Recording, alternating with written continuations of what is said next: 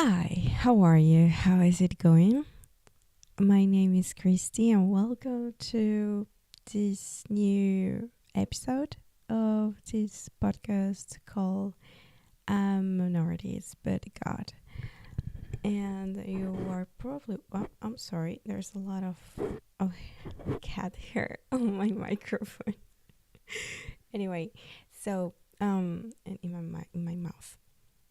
So, anyway, um, I just wanted to say hi to you and to just like remember that this podcast just like something that I think God put this in my heart just to like to show like in a raw way how is like knowing him, also like related about my life, my how my life is changing every day. And this is just something that I hope that can accompany you in a lot of ways. I'm so glad that you're here, and I hope this can be a blessing for you. And yeah, so welcome. Let's just get into it. And if you just hear this accent, it's just that I said I'm a Peruvian, and my language, my native language is Spanish, but I am living in France, so I didn't know which language could be like good, and I feel like English is in the middle of them. So today's episode, I mean, it was a relation I had the last week, and I really hope that you will see it in the same way I'm seeing it. Let's get into it. I always wondered, why do I feel so much? And I think as an artist, we feel too much. And I mean, it's not funny. It's annoying sometimes, because we question a lot of things. We uh, we see the world different, and I believe it's a gift. It's something that we developed. It could be also from our past. It could be some wounds we had in the past, in our childhood, and that's our way how we express ourselves in that. So it's awesome that when we artists we go through something that is so hard or that really hurt us. It's one of like the best moments. We create the most, I think. I don't know if you ever felt that. And for example, just like in the popular culture, we have like Taylor Swift, who had like her best songs are about heartbreaks and a lot of relationships that were like ending in something. And it's great. She created a lot of good stuff. People hated for it. I mean, we don't need to like everyone, so it's okay. Also Shakira and what happened with her divorced with Gerard Piqué.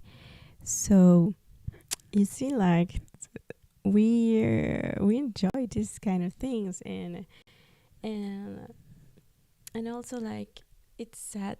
And then we go through the artistic world, like into painting, and one of the most known probably is Van Gogh and all his story.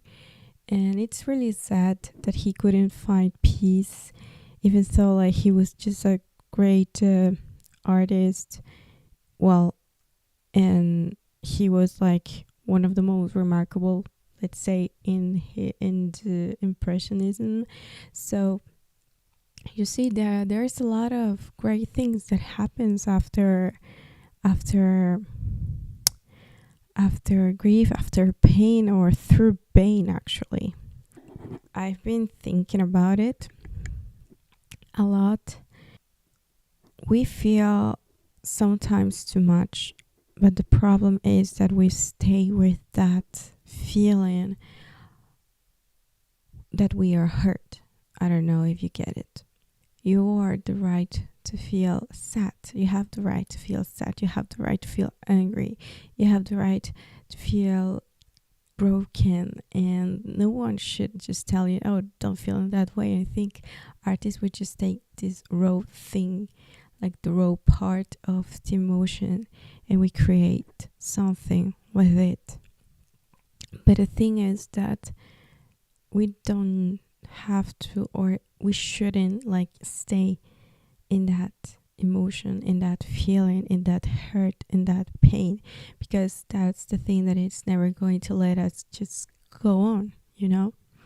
What happened to me in the past and what I created, just exactly in the same way, like through pain, through broken relationships, through something that was happening to me personally. And I mean, just like right now,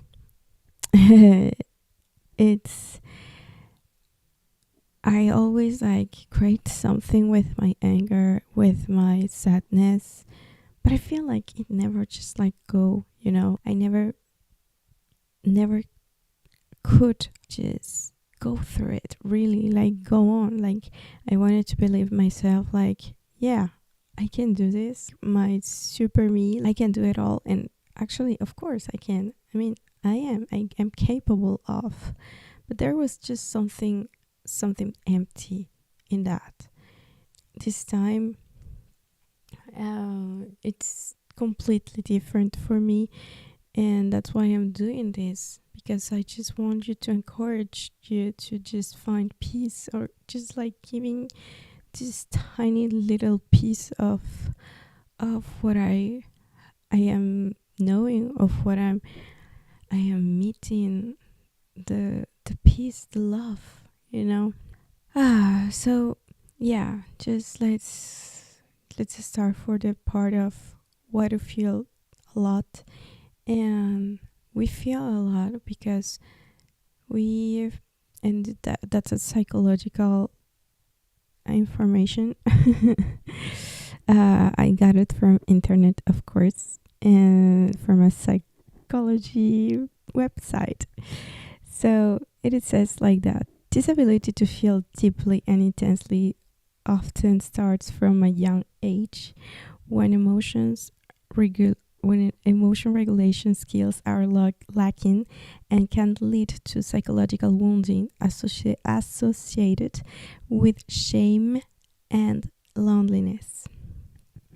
The world is gradually coming to embrace the concept of neurodiversity, the idea that particular groups of the population are different from the norm, with specific kinds of sensitivity, intensity, and giftedness. However, with little awareness, many emotionally intense adults confess to having felt lonely and misunderstood for years, being plagued with self-doubts and living with a lingering sense of existential loneliness. This is from psychologytoday.com. So yeah, what I'm saying is not that crazy, right? Like the ones we've never healed, actually. And I just love it. Like I love it because each one of us, we have different kind of experiences that lead us to do something, that lead us to be someone.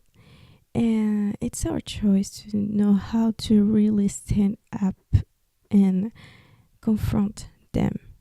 Do we want to embrace it in a way that we are just like going to choose to live painful in pain, or we're going to choose to live in freedom besides everything what happened to us?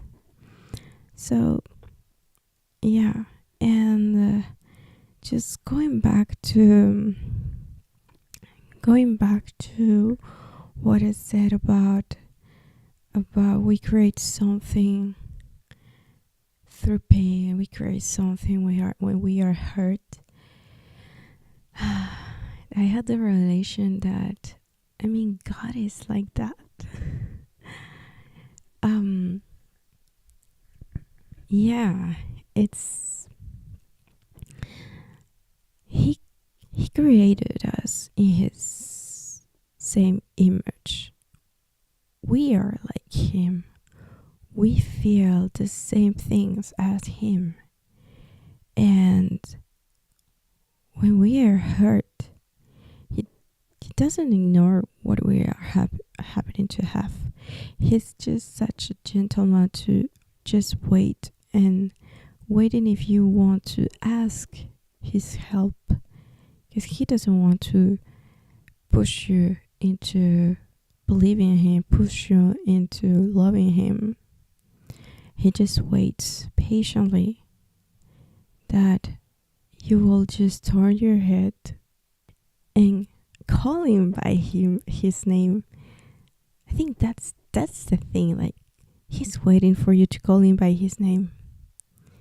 It's like when you're little and you felt like you are not just like going to say to the dog, "Hey, help me," right? Just like, "Mom, Daddy," you know. I just had this image, and I think it's just the same. Like, he's just waiting for us to to to ask him. And that's why I think I had this revelation that he is just a great artist. He is the greatest artist. Because I mean, we don't need to wait to have this moment of sensitivity, we don't need to have this moment of pain, hurt, emptiness to just turn our heads to him. Actually, I know we can do it like whenever we want. It's just that our hearts are more vulnerable when we are in that way. And we are this kind of masterpiece in progress. Like, we are already a piece of art, but we can become a masterpiece in the way that when we let that God can work on us through our wounds, through our pain, through the things that are just like pulling us down. And I think that's amazing. And that's why I say, like, I had this revelation. Actually, he's the greatest artist. Like, he's just doing great stuff with me, like becoming a masterpiece. He's created something great through my pain, and I love it. I really love it. And when I read this part of this website in psychology, like, yeah, there's a part of that. There are wounds that we never talked about. There are wounds that we never wanted to just like heal, because the world just tells you like, take this wound and just kind of ignore that, and it's not right, because you're just like patching it, you're not disinfecting it, putting all the alcohol to disinfect and just like to really heal, you know. And when we just jump into new relationships after one, when we just jump into something like, oh no, it's okay, we'll never talk about it, okay, it's okay, like you're just like patting, and then you pat another one, another one, another one, and there's the moment where it will just explode of infection, you know, infect other things, like infect another relations and infect the people around you. And I think it is sad to be angry all the time. I was like that. I was angry all the time. So yeah, I think I think it's great. So then there's the other part that says that the idea that particular groups of the population are different from norm. I think we all are different. What the world will be without artists?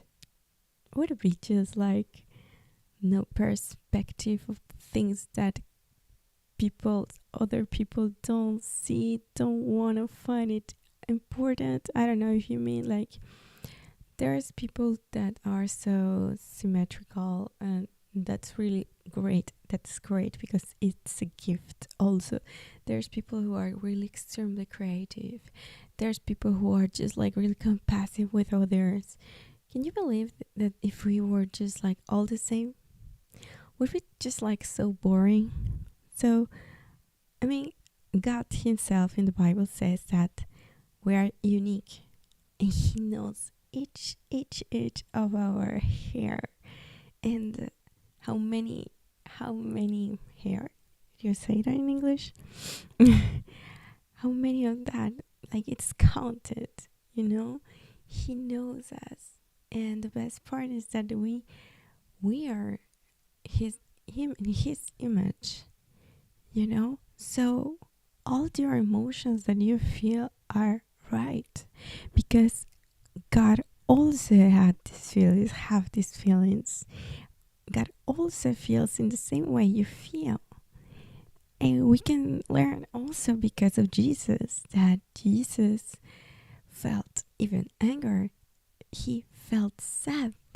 He felt lonely. And I might probably talk about it in another time, but that's the part that really touched me, that Jesus felt lonely. When I read that part, it really broke my heart, and maybe that's the thing that connected with him. So yeah, and when I was just like preparing this podcast, I got confused. I got wrong the wrong part of the Bible, but I remembered this when I was reading it, and I'll just share it, and because I think it coincides with the thing we're talking today. So this is Matthew 8:5, and I'll read it. When Jesus had entered Capernaum, a centurion came to him, asking for help. "Lord," he said, "my servant lies at home paralyzed, suffering terribly." Jesus said to him, "Shall I come and heal him?" The centurion replied, "Lord, I do not deserve to have you come under my roof, but just say the word, and my servant will be healed. For myself, am I a man under authority, with soldiers under me? I tell this one, 'Go,' and he goes, and that one, 'Come,' and he comes. I say to my servant, 'Do this,' and he does it." When Jesus heard this, he was amazed and said to those following him, "Truly I tell you, I have not found anyone in Israel with such a great faith. I say to you that many will come from the east and the west, and will take their places at the feast with Abraham, Isaac, and Jacob in the kingdom of heaven. But the subjects of the kingdom will be thrown outside into darkness, where there will be weeping and gnashing of teeth."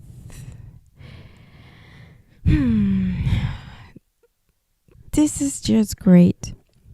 I love this story when I read this. The centurion was like the principal from the Roman army, and he was like in a way of like administration and strategy. Sorry. And you see, like a Roman, like the centurion of the Roman army, and Jewish, and they this time was like they were hated between.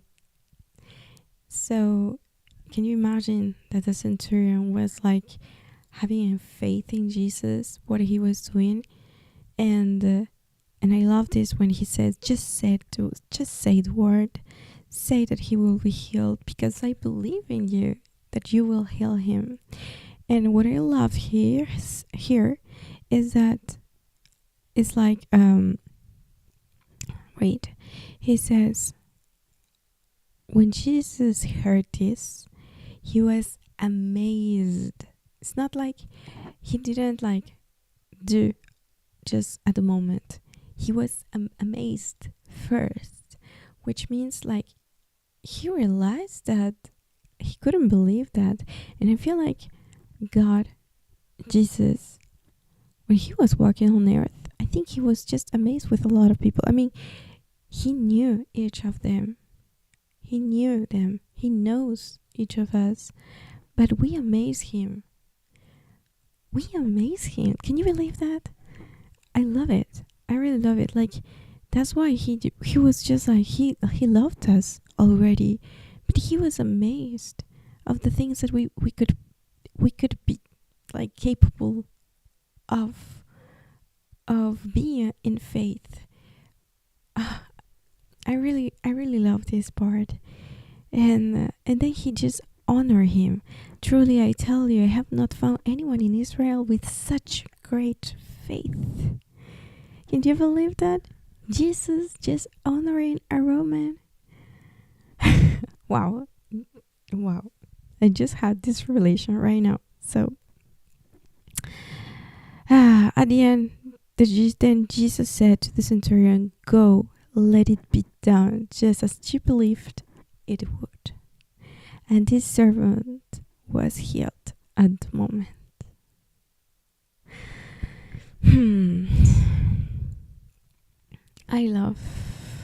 I don't have words to explain this, but the thing is that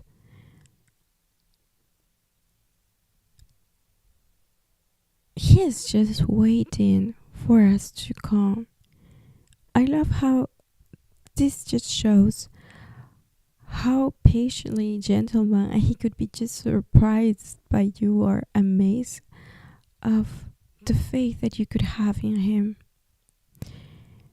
And I never had like a good relationship with my dad, to be honest. Never had it.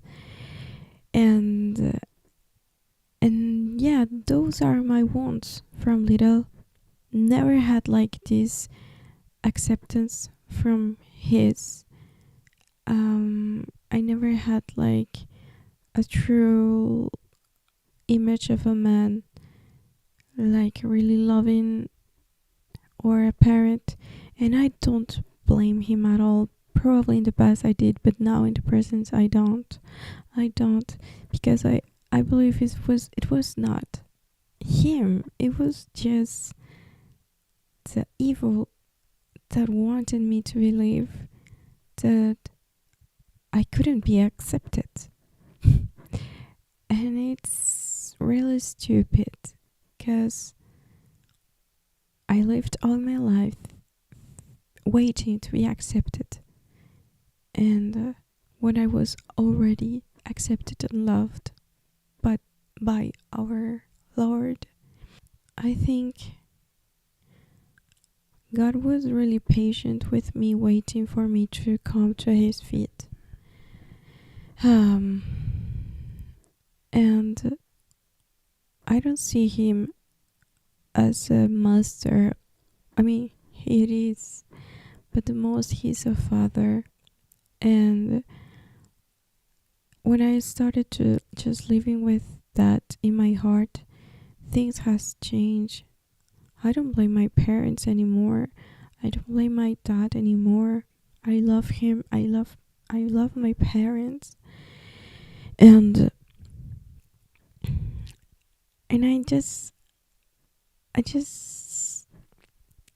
I really admire this story that a Roman just like could just trust in that way, like not hesitation, and to say like you can just heal everything. And that's what I'm doing right now. I mean, it's hard. It is really hard in a way that sometimes it doesn't look like nothing's going to happen, or it looks like there's like a lot of clouds around me. But we don't need to see.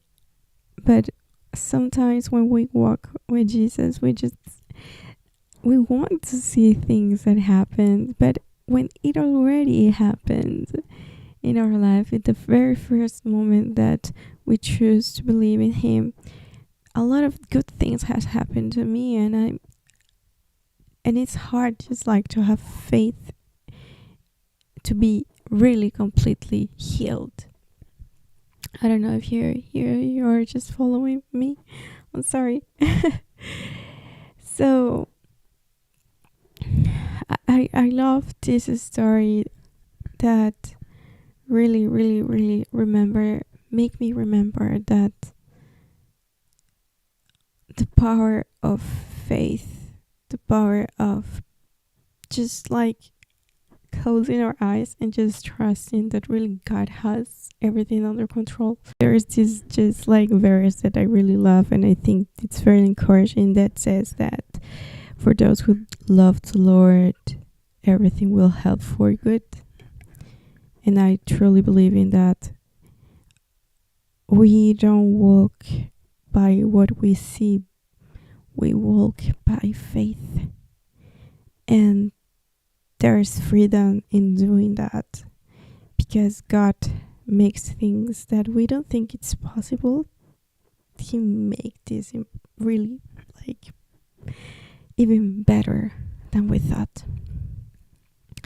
So that's part of like the process of becoming a masterpiece.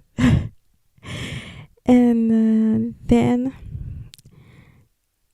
for you just to think, to just maybe probably meditate on it.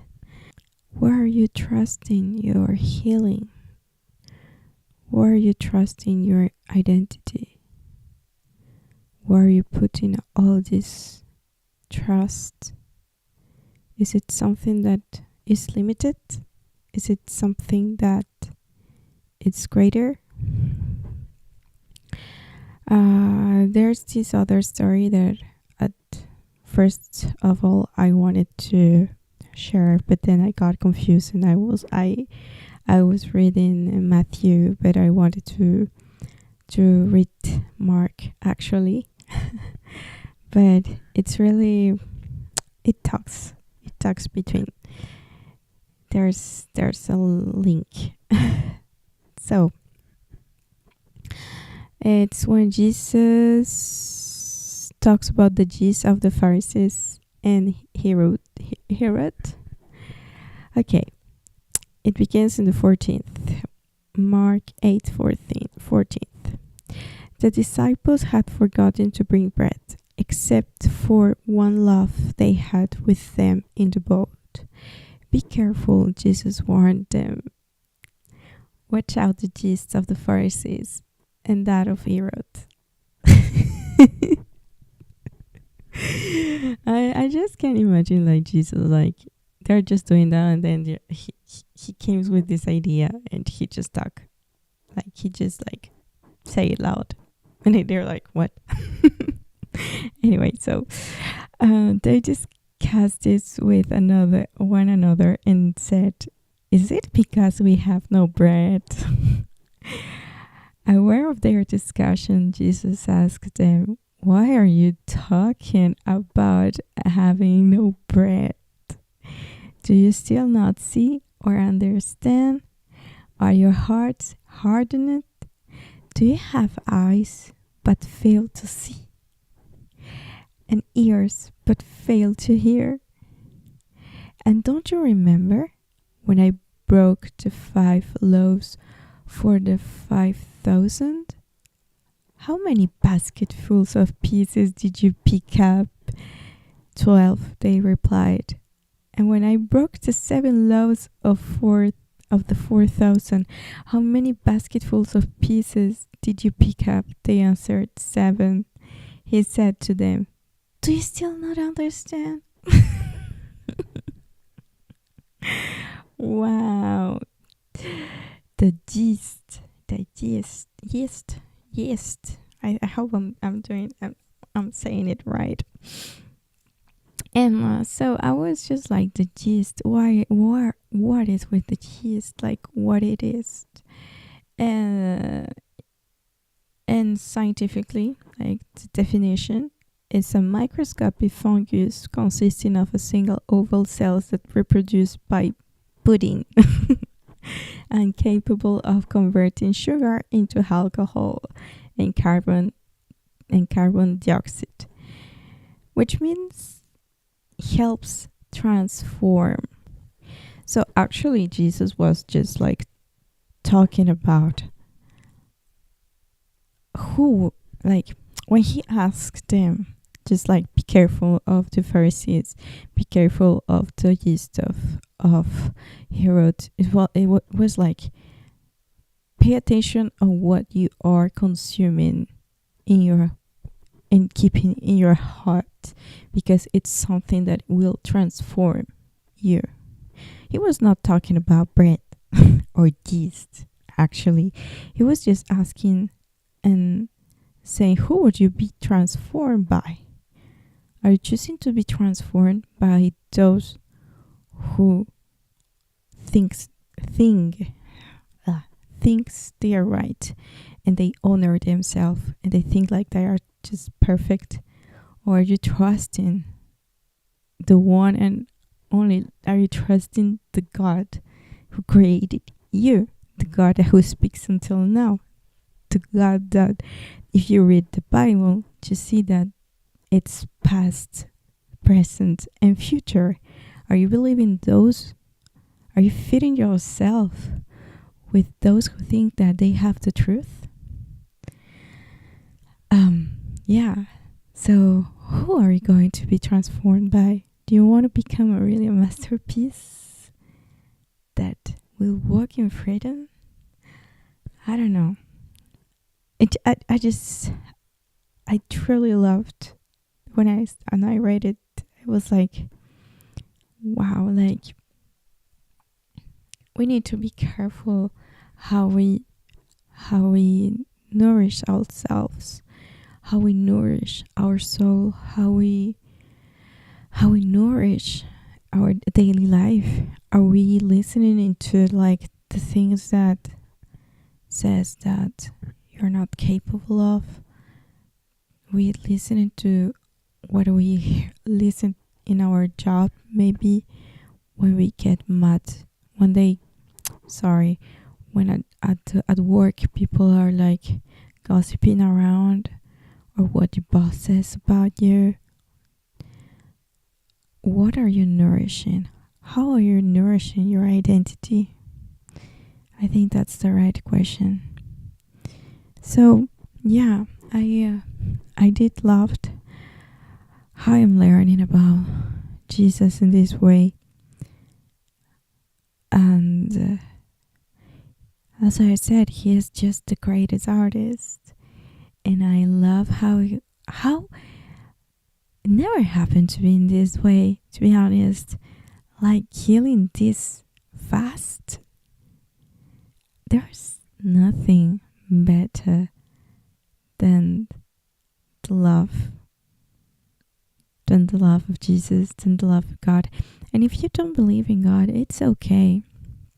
It's completely okay.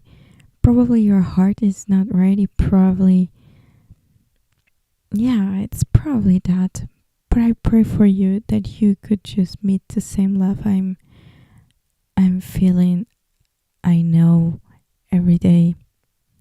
Even though it's hard, like just because right now, for example, today, I was just like, I struggle a lot until today, because being a Christian is not perfect. Doesn't mean that everything just like go away so easily, but the way the way you are walking is not lonely. So that's the big difference. And just before doing this podcast, I was like, I really don't feel good with myself. I struggle a lot with my image. I struggle a lot with my body. I struggle a lot with me. And I was like, I can't just do a podcast and talk about it. I talk about how beautiful is Jesus, but I think if I listen to that, would be just like listen to what the enemy wants me to live.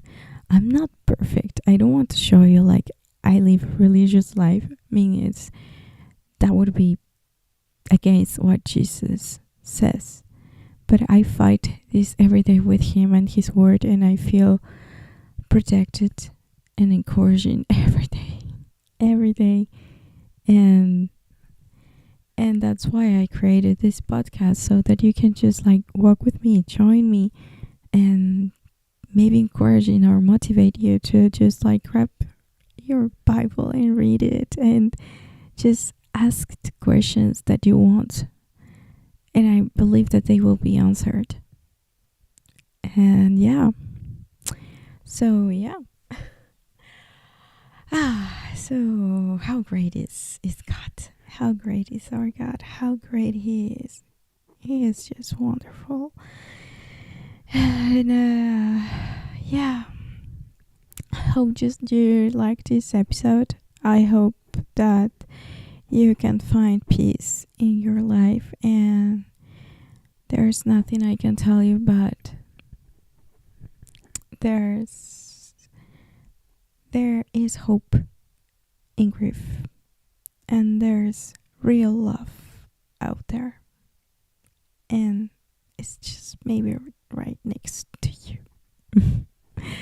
Hope you enjoy your weekend or your day or your week. I don't know when you're listening, but I just hope this was a blessing for you. See you next time. Bye.